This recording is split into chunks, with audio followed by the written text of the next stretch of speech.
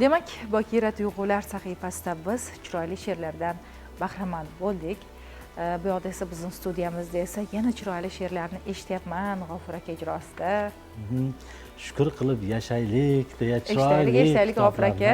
Endi teletomoshabinlarimiz ham eshitsin, ovozingizni baralla qo'yib ayting. Yaxshi farzand haqida shoirni chiroyli satrlari bor ekan. Farzandlaring yaxshi bo'lsa, umringga umr qo'shilar, farzandlaring yomon bo'lsa, osmon ustingga yiqilar.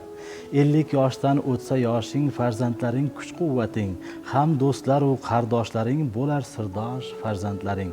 Ichgan oshing og'u bo'lar, ortar darding kuning bitar, hushing ketib aqling yetar, tez qaritar yomon farzand. Albatta yomon farzandlar yo'q. Bizning O'zbekistonimizda albatta faqat yaxshi farzandlarimiz voyaga yetyapti menimcha.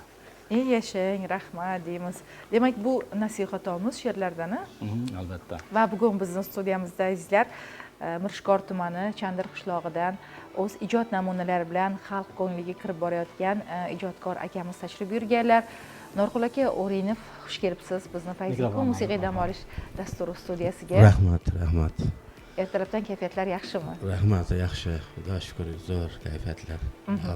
Bugun mana G'ofur akaning qo'llarida kitobingiz bor ekan-a? Bu nechinchi kitob? Shunday, bu birinchi kitobim. Xudo xolasa yaqinda 2 kitobim chiqadi. Dunyolarga ketsin ovozim, turkmancha Vatanim orqadog'im degan she'riy to'plamlar chiqadi. Nasib bo'lsa.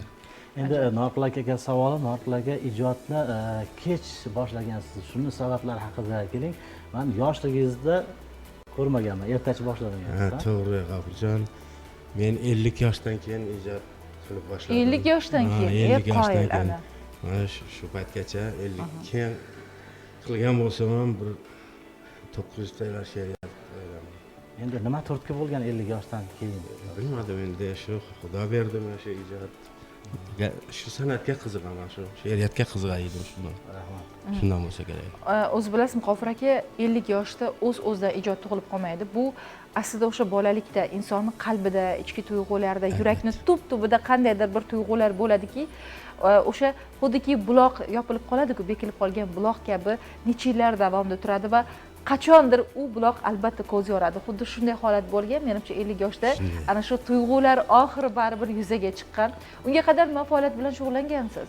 Undan oldin men shu 77-yil 1977-yil 10-sinf tamom qilib, Baqaristondagi texnika bilim yurtida maxsus mexanizatorlik kasbini o'qiganman. Shundan keyin 20 yil safxozda mexanizator qoyil, ana bo'lmasam qishloq xo'jaligi sohasidan shoirlikda o'zingiz sinab ko'rsiz, qoyil. Ajoyib. Endi yurak kechinmalari qolaversa, hayotiy tajribalardan kelib chiqib, mana bu nasihatimiz she'rlarni bityaptilar. Hozir bilasizmi, nima yodimga keldi? Bilasizmi, G'ofur aka, ayni shu pallada Maftuningman badiiy film bo'lardi. Shunda har bitta soha, traktorchilar, qo'shiq aytuvchilar bo'lardi-ku. U qaysi soha vakili bo'lishidan qat'iy nazar san'atga, ijodga mehr bo'lgan inson o'sha soha tanlamaydi. O'sha qalbida qaynab chiqaveradi. Mana sizga talantlar deydi-ku. Norqul akani ko'rib, mana talantlar degimiz keldi. Endi Norqul akani ko'p gapirtirmaymiz.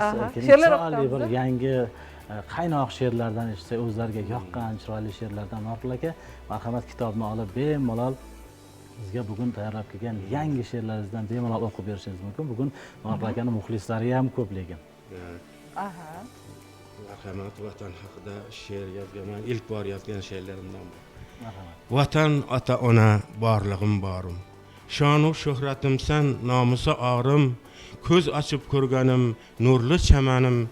Kuchimsan, quvvatim, ona vatanim. Bu vatandek vatan bormi dunyoda? Biz uchun muqaddas biling yagona. To'prog'i to'tiya o'zi bir dona. Babalardan meros qolgan vatanim. Shu vatanda kimlar yashab o'tmagan, vatan deya kimlar jondan kechmagan, Jaloliddin o'zin daryo tashlagan, mardlarning maskani mening vatanim. O'qidim Abdullah Arif she'rlarin, Muhammad Yusufning dur satrlarin, mehrim ortar eshitsam madhiyalaring, tabarruk maskansan ona vatanim. Eshiting so'zlarim, o'g'il qizlarim, vatan kelajagi qara ko'zlarim, osmonlarga teksin vatan bayrog'i, gullasin, yashnasin jannat vatanim. Ozod, obod, go'zal vatanimiz bor. vatani yo'q odamlarga dunyo tor, vatanni sevib yashar Mahmudnor, barchamizga beshik bo'lgan vatanim. Rahmat, yashang, salomat bo'ling, chiroyli satrlar uchun rahmat. Hatto bizni Fayzli kun salom Telegram manzilimizga ham haqiqatdan Norqul akani muxlislari ko'pchilik ekan. Ko'pchilik aynan yozishyapti.